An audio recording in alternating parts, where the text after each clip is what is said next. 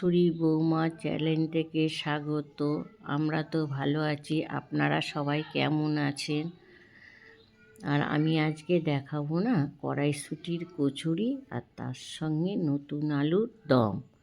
এবার কড়াইশুঁটি কচুরির জন্য তো কড়াইশুঁটি সারাতেই হবে, তার জন্য এবার কড়াইশুঁটিগুলো না আপনারা যখন ছাড়াবেন জয়েন্টের মুখ আছে ওটা একটু চাপলেই আর কি খুলে যায়। অনেকে কড়াইশুঁটি বোটা থেকে করে।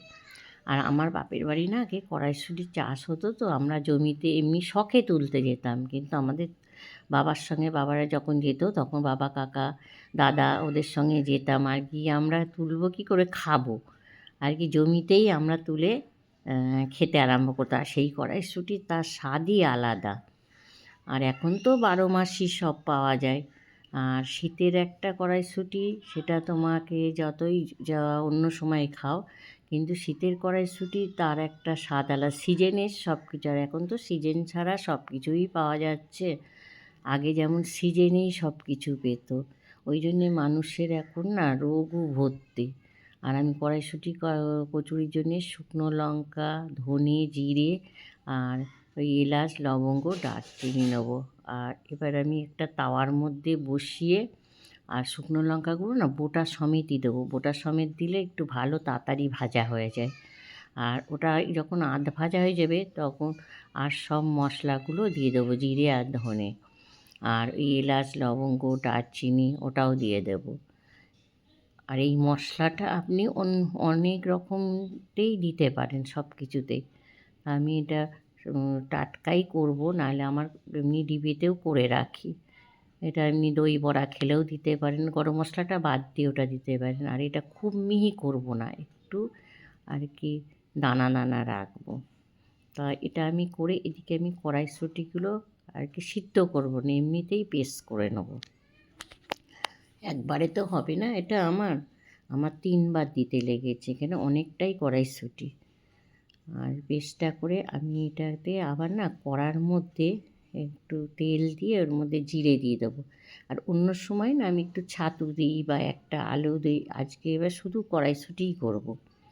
দিয়ে এটা একটু পাতলা, তো এটাকে ভালো করে আর কি কষতে হবে যাতে এই জলটা আর কি মরে যায়। তা আমি ভাবলাম আজকে একটু শুধু কড়াইশুঁটি দিয়েই করি, টাইটের জন্য একটুখানি ছাতু দিয়ে দিই, তারপর আলু দিয়ে দিই। তা ওই জন্য আজকে ভাবলাম কড়াইশুঁটির কচুরি শুধু কড়াইশুঁটি করব। তাই ভালো করে ওটাকে কষতে হবে যাতে জলটা শুকনো হয়ে যায়, নাহলে তো আবার পুর হবে না। তা এটাকে আমি আর নুন দিয়ে দেবেন, একটু চিনি দেবেন। এবার যে যেমন পরিমাণে খাও, কেন ওইদিকে ময়দা মাখতে গেলেও তো নুন চিনি দিয়ে মাখি, ওই জন্য যে যেমন পরিমাণ খাবেন মিষ্টিটা তেমন দেবেন। আমরা অল্প খাই, ওই জন্য অনেকে আবার মিষ্টি মিষ্টি খায়, তাহলে একটু বেশি দেবেন। আর নুনটাও স্বাদ মতন, নুন মিষ্টিটা একটা স্বাদ মতন দিয়ে দেবেন, যার যেমন প্রয়োজন সেটুকু দিয়ে দেবে। আর এটাকে নাড়তেই হবে অনবরত, নাহলে আবার তলায় লেগে যাবে। আর এটা যখন শুকনো হয়ে যাবে একটু, তখন ভাজা মশলা দিয়ে নামিয়ে নেবে, নাহলে বেশি আবার ভাজা মশলা দিয়ে করলে কি হয়, ভাজা মশলার একটা সেন্ট চলে যাবে, তারপরে আবার ভাজতে হবে ভাজার সময়ও তখন। আর আপনারাও কেমনভাবে কড়াইশুঁটি কচুরি খান আমাকে একটু জানাবেন।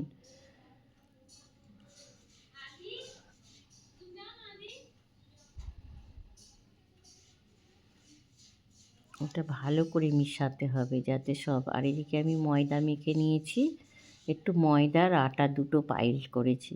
শুধু ময়দা দিলে কি হয়, একটু আর কি টান হয়, ওই জন্যে ময়দা আটা একটু দুটো সমান পরিমাণে দিয়ে, আর তার সঙ্গে একটু ময়াম দিয়েছি, একটু নুন চিনি দিয়েছি। আর এদিকে আমি এর মধ্যে আবার পুর, সেই পুলি যেমন করে না নারকোলের দেয় ওরকম, বেশি দিলে আবার ফেটে যাবে, কিন্তু আমি একটু বেশি বেশিই দিয়েছি। হ্যাঁ, আর তা আমি ভাবলাম যে এবার আপনাদের সঙ্গে একটু ভেজেও দেখাবো যে কেমন করে ভাজে। সবগুলো তো আর দেখাবো না, অল্পই আর কি দেখাবো, সবগুলো দেখাতে গেলে তো অনেক টাইম লেগে যাবে।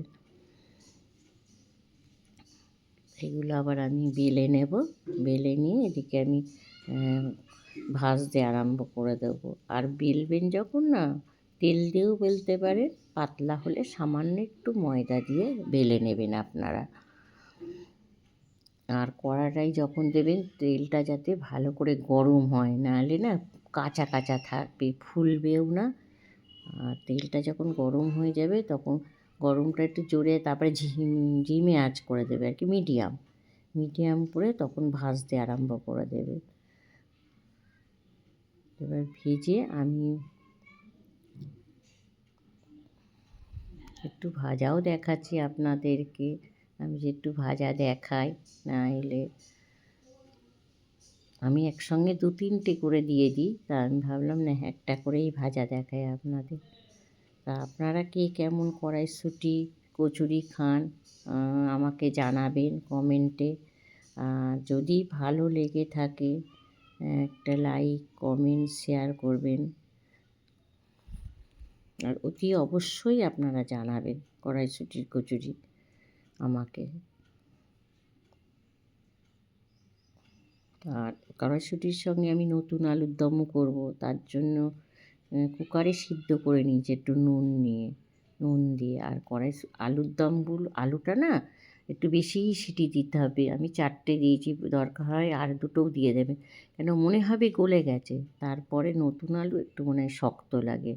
আর কাঁটা চামচে দিয়ে একটু চারিদিকে ছেদা করে দিলে কি হয়, একটু ফুটো ফুটো করে দিলে ওর মধ্যে যখন রান্না করব তাহলে আর কি নুন সব মশলাটা যাবে, তো তাহলে ভালো লাগে।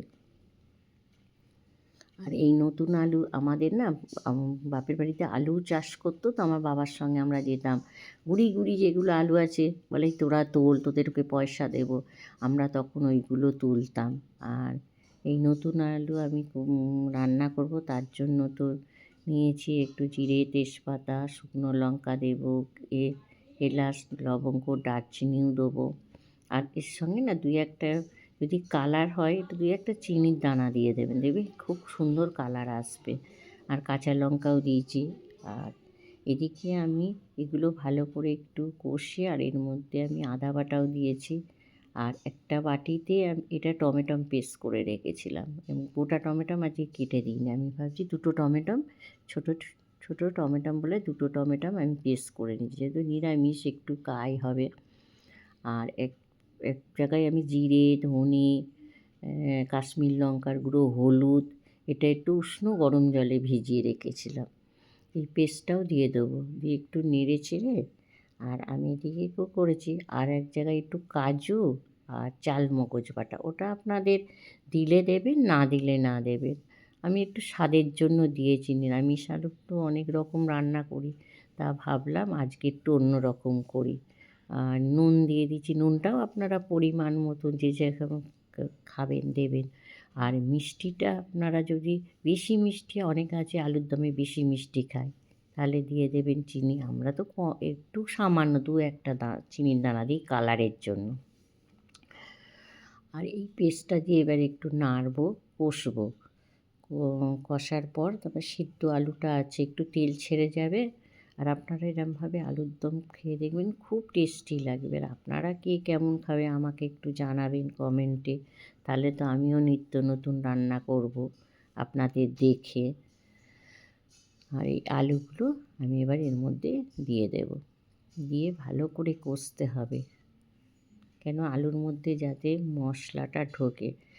আর একটু গরম জল বসাবো, এটাকে ভালো করে কষতে হবে চারিদিকে করে, যাতে মশলাগুলো ঢোকে, নাহলে ভালো লাগবে না। আর এই আলুর কথা বলছিলাম না, আলু আমরা আগে বাগানে তুলতে, বাগান মানে আমাদের একটা বাগান ছিল, আম বাগান, ওখানে বিরাট আলু চাষ হতো। আর যখন বাবা বড় বড় আলু, তো আমাদের বলতে এই গুড়ি গুড়ি আলুগুলো তুলছে, একদম ছোটো ছোটো নিজেই থাকতো। আর মাটির মধ্যে তুলতে আমাদের এত আনন্দ লাগতো। আমরা যে আমাদের বাবার ছোটো কাকার মেয়েটে, পিসি ছিল, তারপরে মেজো কাকার মেয়েরা, আমরা সবাই মেয়েরা যেতাম। আর এত আনন্দ লাগতো, আমরা আবার ওই পিকনিক করতাম, একটু আলু সিদ্ধ করে হয়তো নুন দিয়ে খেয়ে নিতাম কলার পাতার মধ্যে, হাঁড়ির মধ্যে। আমাদেরকে তখন ওই আলুর আর কি প্রতিদিনই পিকনিক, আমাদের 3তলা ছাদের উপর ছিল, আমরা যখন ওই ছাদের উপর ইট পেতে একটু রান্না করতে আরম্ভ করতাম, তার মজাই আলাদা। এখন তো বাচ্চারা ফিস্ট করে না, আমাদের তখন একটা আমাদের সময় না খুব মজাই ছিল, একটা আনন্দ। আর এখন সেই মজাটা আর নেই। বাচ্চারা এখন ফোন, মোবাইল, টিভি সব দেখতেই ব্যস্ত। আমরা যখন কত টাইম পেতাম, খেলাধুলা সব করতাম, কিন্তু এখন তো সব খেলার মাঠও সেরকম নেই। আমাদের ওখানে বড় খামার ছিল, আমরা সব খেলতাম, পাড়ার মেয়েরাও আসতো, খুব ভালো লাগতো। আর আমি একটু এবার চাপা দিয়ে দেবো, চাপা দিলে আলুটা 5 মিনিট মতো না সিদ্ধ করতে দেবো। দেওয়ার পর আমি একটু গরম মশলা আর সেই ভাজা মশলাটা করে রেখেছিলাম ওটা দিয়ে দেবো, আর উপর দিয়ে একটু ধনেপাতা দিয়ে দেবো। যদি আপনাদের ভালো লাগে আলুর দমটাও খেতে, তাহলে আপনারা লাইক, কমেন্ট, শেয়ার করে দেবেন। আলুর দম আর কচুরি খেতে কে কে ভালোবাসেন আমাকে জানাবেন।